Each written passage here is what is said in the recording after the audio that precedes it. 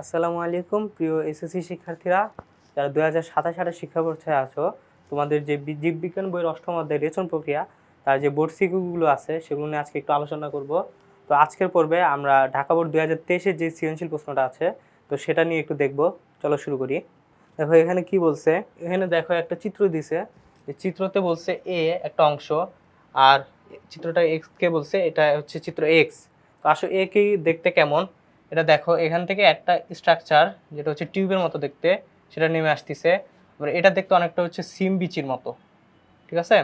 এটা হচ্ছে একটা টিউবের মতো স্ট্রাকচার নেমে আসতেছে আর এই গঠনটা দেখতে কেমন, সিম বিচির মতো, ঠিক আছে।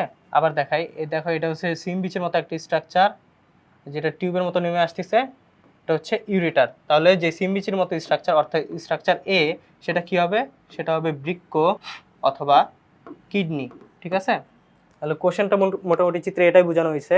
তারপর আসো কোশ্চেনে কি বলছে, ক নাম্বার কোশ্চেন দেখো, ঠিক আছে। আচ্ছা দেখো ক নাম্বার প্রশ্নে কি বলছে, নেফ্রন কি। ক নাম্বার কোশ্চেনে কি বলছে, নেফ্রন কি। আচ্ছা প্রথমে নেফ্রনটা কি সেটা একটু চিন্তা করি। যে বৃক্কের গঠনগত এবং কার্যকরী এককের নাম কি বলতেছি, নেফ্রন। বৃক্কের গঠনগত এবং কার্যকরী একক মানে সেটা বৃক্ষকে তৈরি করতেছে, আবার কার্যকরী মানে হচ্ছে সে বৃক্কের যে মেইন কাজ মূত্র তৈরি সেটারও একককে বলতেছি নেফ্রন। আবার যদি বইয়ের ভাষায় বলি, বৃক্কের যে ইউরিনিফেরাস নালিকা আছে তার ক্ষরণকারী অংশ মানে যেটা মূত্র তৈরি করতেছে আর যেটা গঠনগত একক তাকেও আমরা কি বলতেছি, নেফ্রন। তাহলে দেখো এখানে কি বলছে, এখানে বলছে যে ইউরিনিফেরাস নালিকার ক্ষরণকারী অংশ এবং কাজ করার একককে কি বলে, নেফ্রন বলে। ইউরিনিফেরাস নালিকার ক্ষরণকারী অংশ এবং কার্যকরী একককে কি বলতেছে, নেফ্রন বলতেছে, ঠিক আছে। তারপর দেখো খ নম্বর প্রশ্নে কি বলছে, খ নম্বর প্রশ্নে বলছে যে গ্লোমেরুলাস কিভাবে কাজ করে ব্যাখ্যা করো। গ্লোমেরুলাস কিভাবে কাজ করে ব্যাখ্যা করো। আগে আসি হচ্ছে গ্লোমেরুলাস জিনিসটা কি এটা একটু চিন্তা করি। আমরা জানি হচ্ছে বৃক্কের গঠনগত একক কি, নেফ্রন। নেফ্রনের দুইটা পার্ট, একটা হচ্ছে রেনাল কর্পাসল, একটা হচ্ছে হলো রেনাল টিউবিউল। তাহলে রেনাল কর্পাসলের যেই দুইটা পার্ট থাকে, একটা হচ্ছে বোম্যান্স ক্যাপসুল আর যে কোষিক জালিকার ন্যায় স্ট্রাকচারটা থাকে তাকে আমরা কি বলতেছি, গ্লোমেরুলাস। তাহলে কি বললাম, বৃক্কের নেফ্রনের রেনাল কর্পাসলের যে কোষিক জালিকার মতো গঠন তাকে আমরা কি বলতেছি, গ্লোমেরুলাস বলতেছি। এখন বলছে গ্লোমেরুলাস কিভাবে কাজ করে। আসলে এটা কাজ বোঝার জন্য এটা যে স্ট্রাকচারটা সেটা একটু চিন্তা করি। দেখো নেফ্রনের যে কার্যকারিতা কিভাবে কাজ করে সেটা বোঝার জন্য নেফ্রনের যে গ্লোমেরুলাস সেটা স্ট্রাকচারটা একটু বুঝি। দেখো এটা হচ্ছে একটা বোমেন্স ক্যাপসুল যেটা হচ্ছে পেয়ালা আকৃতির মতো গঠন। সেখানে কি হয়, বৃক্কে যে ধমনীগুলো প্রবেশ করতেছিল তাকে আমরা বলতেছি এফারেন্ট ধমনী। এটাকে কি বলতেছি, এফারেন্ট ধমনী, ঠিক আছে। যে ধমনীটা প্রবেশ করতেছে তাকে আমরা কি বলতেছি, এফারেন্ট ধমনী। তারপর দেখো এফারেন্ট ধমনীটা কি হয়, এখানে আসার পর কিছুটা কৌশিক জালিকা গঠন করে, 50টার মতো কৌশিক নালী দিয়ে তৈরি একটা কৌশিক জালিকা গঠন করে। একে আমরা কি বলতেছি, গ্লোমেরুলাস। কি বলতেছি, গ্লোমেরুলাস, ঠিক আছে। কি বলতেছি আমরা, গ্লোমেরুলাস বলতেছি, ঠিক আছে। তারপর দেখো এই যে কৌশিক জালিকাটা তৈরি হইলো, এই কৌশিক জালিকা থেকে আবার যে বিশুদ্ধ রক্ত সেটা নিয়ে যায় কে, ইফারেন্ট ধমনী। বিশুদ্ধ রক্তকে কে নিয়ে যায়, ইফারেন্ট ধমনী, ঠিক আছে। তো দেখো কি হয়, এটা কার্যকারিতা কিভাবে, একটা হচ্ছে এফারেন্ট ধমনী দিয়ে আমাদের দেহে বিপাক ক্রিয়ায় যে নাইট্রোজেন গঠিত বর্জ্য পদার্থ যেমন ইউরিয়া, ইউরিক অ্যাসিড, ক্রিয়েটিনিন ইত্যাদি যেসব বর্জ্য পদার্থ তৈরি হয়েছিল সেটা কি হয়, এই এফারেন্ট ধমনী দিয়ে আমাদের যে বৃক্কের নেফ্রন সেখানে গ্লোমেরুলাসে আসে। এখানে কি থাকে, নাইট্রোজেন গঠিত বর্জ্য পদার্থ থাকে, ঠিক আছে। তারপর দেখো এই কৌশিক জালিকা, এটা কি হয়, এই প্রাচীরগুলো হয় খুব পাতলা, এগুলো হচ্ছে আর্টারিওল আর ধমনী মানে ধমনী আর শিরা দুইটার মিশ্রণে তৈরি। এর প্রাচীরগুলো হয় খুব পাতলা, এর পাতলা প্রাচীর হওয়ার কারণে কি হয়, এর মধ্যে থেকে যে নাইট্রোজেন গঠিত বর্জ্য পদার্থ শুধু সেগুলো মাত্র ছেঁকে আলাদা হইতে পারে।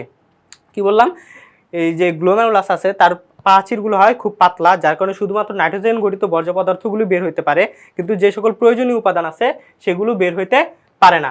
তো বাকি যে প্রয়োজনীয় উপাদান যেমন লবণ সহ লবণ, গ্লুকোজ, পানি ইত্যাদি যে সকল প্রয়োজনীয় উপাদান আছে যেগুলো দরকার আমাদের দেহে সেগুলো এই ইফারেন্ট ধমনী দিয়ে পার হয়ে যায়, ঠিক আছে। আবার গ্লোমেরুলাসের যে বর্জ্য পদার্থগুলো থেকে এলো, এই যে আমাদের বোমেন্স ক্যাপসুল বলছিলাম, তার প্রাচীরটা হচ্ছে আয়সাকার এপিথেলিয়াম বা স্কোয়ামাস এপিথেলিয়াম দিয়ে তৈরি। তো আয়সাকার হওয়ার কারণে কি হয়, এই প্রাচীর ভেদ করে সহজে এই বর্জ্য পদার্থগুলো যাইতে পারে, ঠিক আছে। স্ট্রাকচারের মাধ্যমে কাজটা বোঝা গেছে মোটামুটি, ঠিক আছে। তাহলে বোঝা গেল কি, এফারেন্ট ধমনীতে কি থাকে, নাইট্রোজেন গঠিত বর্জ্য পদার্থগুলো থাকে।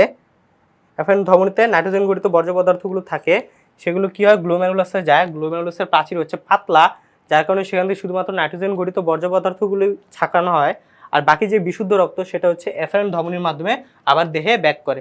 ঠিক আছে, আবার বললাম কি গ্লোমেরুলাসে বর্জ্য পদার্থ আসলো, সেটা হয় যে আমাদের বোমেস ক্যাপসুল ছিল সেটা হচ্ছে স্কোয়ামাস এপিথেলিয়াম বা আয়সাকার এপিথেলিয়াম দিয়ে তৈরি, যার কারণে খুব সহজে এই সকল বর্জ্য পদার্থ বোমেস ক্যাপসুলের প্রাচীর ভেদ করে ভিতরে চলে আসতে পারে।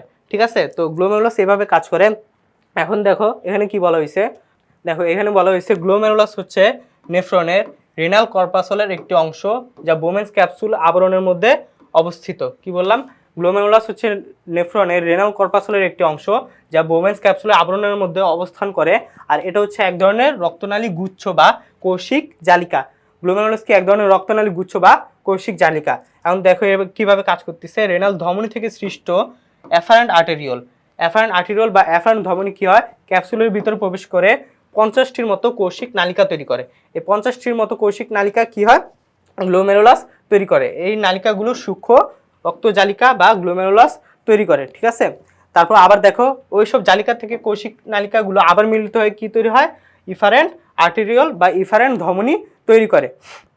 ঠিক আছে, এখন দেখো কি বলছে, গ্লোমেরুলাস কিভাবে কাজ করে, ছাঁকনির মতো কাজ করে রক্ত থেকে পরিশ্রুত তরল উৎপন্ন করে। গ্লোমেরুলাস ছাঁকনির মতো কাজ করে রক্ত থেকে পরিশ্রুত তরল তৈরি করে। ঠিক আছে, তারপর দেখো গ নম্বর প্রশ্নে কি বলছে, দেখো গ নম্বর প্রশ্নে বলছে উদ্দীপকে এ চিহ্নিত অংশের লম্বচ্ছেদের চিহ্নিত চিত্র অঙ্কন করো। উদ্দীপকে এ চিহ্নিত অংশের লম্বচ্ছেদের চিহ্নিত চিত্র অঙ্কন করো।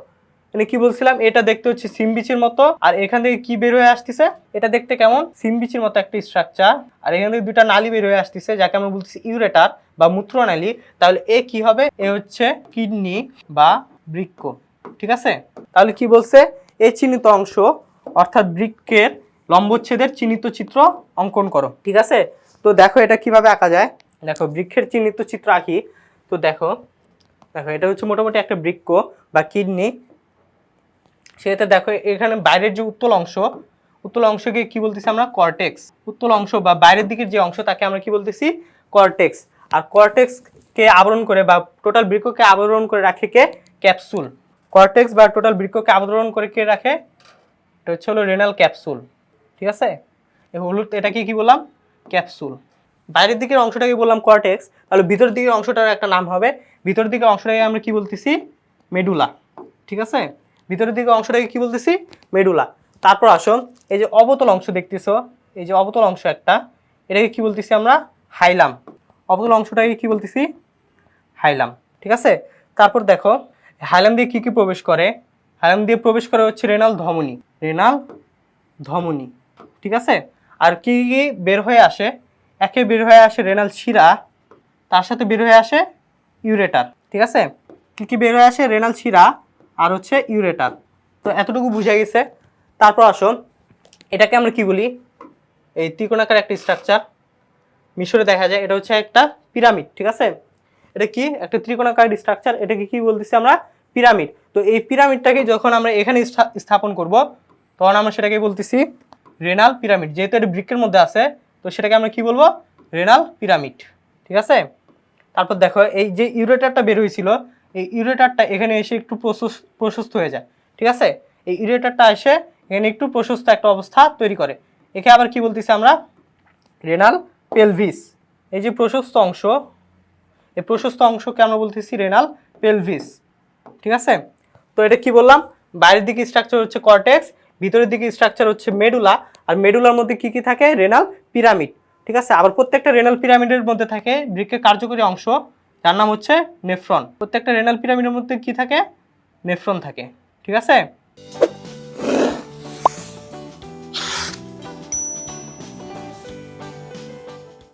আচ্ছা তো বুঝা গেছে, বাইরের দিকে থাকে কর্টেক্স, ভিতরের দিকে থাকে মেডুলা, মেডুলার মধ্যে থাকে প্রত্যেকটা রেনাল পিরামিডের মধ্যে থাকে আবার নেফ্রনের সংখ্যা কত, প্রতি বৃক্কে 10 থেকে 12 লাখ। বৃক্কের আবরণের নাম কি, রেনাল ক্যাপসুল। বৃক্কের হাইলামে কি কি প্রবেশ করে, রেনাল ধমনী, আর বের হয়ে আসে কি, রেনাল শিরা, সাথে আসে হচ্ছে ইউরেটার। ঠিক আছে, আর যে ইউরেটারের মাথায় যে প্রশস্ত অংশ তাকে আমরা কি বলতেছি, পেলভিস। ঠিক আছে, আসলে এখানে কি বলছে, দেখো বৃক্কের যদি গঠনগত একক চাই, এই দেখো বাইরের দিকে বলতেছি আমরা কর্টেক্স, বাইরের দিকে অংশকে কি বলতেছি কর্টেক্স, এটা হচ্ছে বৃক্কের লম্বচ্ছেদ, ঠিক আছে। বাইরের দিকে অংশকে কি বলতেছি কর্টেক্স, আর যে ভিতরের দিকে অংশ তাকে কি বলতেছি আমরা মেডুলা, ভিতরের দিকে অংশকে কি বলতেছি মেডুলা, ঠিক আছে। আর কি কি প্রবেশ করতেছে এই দেখো অ্যারো চিহ্নটা দেখো, এটা হচ্ছে কি বলছে রেনাল ধমনী, আর কি বের হয়ে আসতেছে বাইরের দিকে অ্যারো, সেটা হচ্ছে রেনাল শিরা, ঠিক আছে। আর কি বের হয়ে আসতেছে এই দেখো এখান থেকে একটা স্ট্রাকচার টিউবের মতো স্ট্রাকচার একটা বের হয়ে আসতেছে, একে কি বলতেছি আমরা ইউরেটার, একে কি বলতেছি ইউরেটার, ঠিক আছে। আর ইউরেটারের মাথায় যে প্রশস্ত অংশ, ইউরেটারের মাথায় যে প্রশস্ত অংশ তাকে কি বলতেছি আমরা pelvis, pelvis of the ureter, অথবা শুধু পেলভিস, রেনাল পেলভিস বা শুধু পেলভিস বা পেলভিস অফ দ্য ইউরেটার, যে কোনোটাই বলতে পারো। আর যে ত্রিভুজাকার যে স্ট্রাকচারটা দেখতে পাচ্ছো, প্রত্যেকটা ত্রিভুজাকার স্ট্রাকচারকে কি বলতেছি আমরা রেনাল পিরামিড। আর রেনাল পিরামিডের মধ্যে কি আছে, যে বৃক্কের কার্যকরী একক নেফ্রন, ঠিক আছে। বৃক্কের কার্যকরী একক নেফ্রন কার মধ্যে আছে, রেনাল পিরামিডের মধ্যে। তো এটা হচ্ছে বৃক্কের লম্বচ্ছেদ, এতটুকু বুঝে গেছি ইনশাল্লাহ। তারপর আসি ঘ নম্বর প্রশ্নে কি বলছে দেখো, ঘ নম্বর কোশ্চেনে বলছে দেহের ক্ষতিকারক বর্জ্য পদার্থ নিঃসরণ আর পানিসাম্য নিয়ন্ত্রণ। দুইটা প্রশ্ন, একটা হচ্ছে ক্ষতিকারক বর্জ্য পদার্থ নিঃসরণ, আর একটা হচ্ছে পানিসাম্য নিয়ন্ত্রণে চিত্র এক্স এর ভূমিকার বিশ্লেষণ করো। এক্স গ থেকে কি পাইছিলাম, এক্স হচ্ছে বৃক্ক বা কিডনি, ঠিক আছে। এক্স কি বলছিলাম, বৃক্ক বা কিডনি। তো ক্ষতিকারক বর্জ্য পদার্থ নিঃসরণ আর পানিসাম্য নিয়ন্ত্রণে এক্স এর ভূমিকা। প্রথমে আসো ক্ষতিকারক বর্জ্য পদার্থ, এটা থিমটা বুঝি। আমরা কি বলছিলাম, বৃক্কের গঠনগত এককের নাম কি, নেফ্রন। নেফ্রনে কি হয়, গ্লোমেরুলাসে পরিশ্রুত তরল তৈরি করে, ঠিক আছে। বৃক্কের নেফ্রনে কি হয়, পরিশ্রুত তরল তৈরি করে। এটা আবার কার পার্ট, নেফ্রনের দুইটা পার্ট, একটা হচ্ছে রেনাল কর্পাসল আর একটা হচ্ছে রেনাল টিউবিউল। গ্লোমেরুলাস আর বোমেন্স ক্যাপসুল এই দুটাকে আমরা বলতেছি হচ্ছে রেনাল কর্পাসল, আর যে টিউবুলার সিস্টেম বা নালিকাকার গঠন তাকে আমরা বলতেছি রেনাল টিউবিউল। রেনাল টিউবিউলের আবার তিনটা পার্ট, নিকটবর্তী পেঁচানো নালিকা, হেনলির লুপ, দূরবর্তী পেঁচানো নালিকা। তো দেখো বর্জ্য পদার্থ কিভাবে নিঃসরণ হয়, একে হচ্ছে মূত্র তৈরি হয় বৃক্কে, আর এটা তৈরি করে কে, নেফ্রন। নেফ্রন আরও এক্স্যাক্টলি বলতে গেলে কে, গ্লোমেরুলাস, ঠিক আছে। তো এটা যদি মূত্র কিভাবে তৈরি হয় সেটা একটু বোঝার ট্রাই করি। দেখো একটা যদি নেফ্রন আমরা আঁকাই, এই যে পেয়ালা আকৃতির গঠন তাকে কি বলছিলাম আমরা, বোমেন্স ক্যাপসুল। এখান থেকে আসে কে, এফারেন্ট ধমনী। তারপর এখানে কৈশিক জালিকা তৈরি হয় যাকে বলতেছি গ্লোমেরুলাস। সেখান থেকে আবার যে পরিষ্কার রক্ত তাকে নিয়ে যায় কে, ইফারেন্ট ধমনী, ঠিক আছে। ইফারেন্ট ধমনী, এফারেন্ট ধমনী, এটা হচ্ছে গ্লোমেরুলাস, গ্লোমেরুলাস, ঠিক আছে। আর যে পেয়ালা আকৃতির গঠন তাকে বলতেছি বোমেন্স ক্যাপসুল, ঠিক আছে। এরপর যে দেখো এটা হচ্ছে একটু পেঁচানো আকৃতির গঠন তৈরি করে, আর যেহেতু এটা বোমেন্স ক্যাপসুলের কাছে তাহলে এটাকে আমরা বলতেছি নিকটবর্তী পেঁচানো নালিকা, নিকটবর্তী পেঁচানো নালিকা, ঠিক আছে। তারপর দেখো এই অংশটা একটু শুরু হয়ে আসে, এখানে শুরু হয়ে আসে একটা লুপ বা ফাঁস তৈরি করে, একে বলতেছি আমরা লুপ অফ হেনলি বা হেনলির লুপ। এই ফাঁসটাকে কি বলতেছি, হেনলির লুপ, হেনলির লুপ, ঠিক আছে। দেখো এই ফাঁসটা আবার এখানে এসে একটু প্রসারিত হইলো, প্রসারিত হয়ে আবার সে একটা পেঁচানো আকৃতির গঠন তৈরি করতেছে। আবার এটা যেহেতু বোমেন্স ক্যাপসুল থেকে দূরে, তাহলে এটাকে আমরা বলতেছি দূরবর্তী বা প্রান্তীয় পেঁচানো নালিকা, দূরবর্তী বা পেঁচানো নালিকা বা প্রান্তীয় পেঁচানো নালিকা, দূরবর্তী পেঁচানো নালিকা, ঠিক আছে। আলটিমেটলি দূরবর্তী পেঁচানো নালিকা কোথায় এসে শেষ হয়, সংগ্রাহক নালিকা বা সংগ্রাহী নালিকাতে এসে শেষ হয়। দূরবর্তী পেঁচানো নালিকা কোথায় এসে শেষ হয়, সংগ্রাহী নালিকাতে এসে শেষ হয়। আচ্ছা দেখো এখানে মূত্র কিভাবে তৈরি হয়, এফারেন্ট ধমনী কি আসলো, নাইট্রোজেন গঠিত বর্জ্য পদার্থ নিয়ে আসলো, সেটা গ্লোমেরুলাসে এসে ছাঁকনির মতো কাজ করলো, সেখান থেকে কি করলো, নাইট্রোজেন গঠিত বর্জ্য পদার্থ কোথায় আসলো, গ্লোমেরুলাস থেকে বোমেন্স ক্যাপসুলে, ইনটু বর্জ্য পদার্থ, ঠিক আছে। নাইট্রোজেন গঠিত বর্জ্য পদার্থ এফারেন্ট ধমনী দিয়ে আসলো গ্লোমেরুলাসে, সেটা ছাকলো, তারপর কি হয়, তারপর দেখো এটা কি হয়েছে, গ্লোমেরুলাসে এটা ছাঁকনির কাজ হইলো, সেটা তারপর সেই পরিশ্রুত রক্ত কার মাধ্যমে যায়, ইফারেন্ট ধমনীর মাধ্যমে আবার দেহে ব্যাক করে, ঠিক আছে। পরিশ্রুত রক্ত আবার কার মাধ্যমে ব্যাক করে, ইফারেন্ট ধমনীর মাধ্যমে দেহে ব্যাক করে। তারপর দেখো এই বোমেন্স ক্যাপসুলে যে নাইট্রোজেন গঠিত বর্জ্য পদার্থ আসলো, সেটা নিকটবর্তী পেঁচানো নালিকা আসে, সেখান থেকে যায় লুপ অফ হেনলি বা হেনলির লুপ, সেখান থেকে আবার কোথায় যায়, দূরবর্তী পেঁচানো নালিকায় যায়, তারপর আলটিমেটলি কোথায় গিয়ে শেষ হয়, সংগ্রাহী নালিকা। এরকম সংগ্রাহী নালিকা কি হয়, প্রত্যেকটা নেফ্রন থেকে মূত্রটা কালেক্ট করে নিয়ে যায় কোথায়, পেলভিসে, আর পেলভিস কোথায় নিয়ে যায়, ইউরেটারের মাধ্যমে মূত্রথলিতে এসে জমা হয়।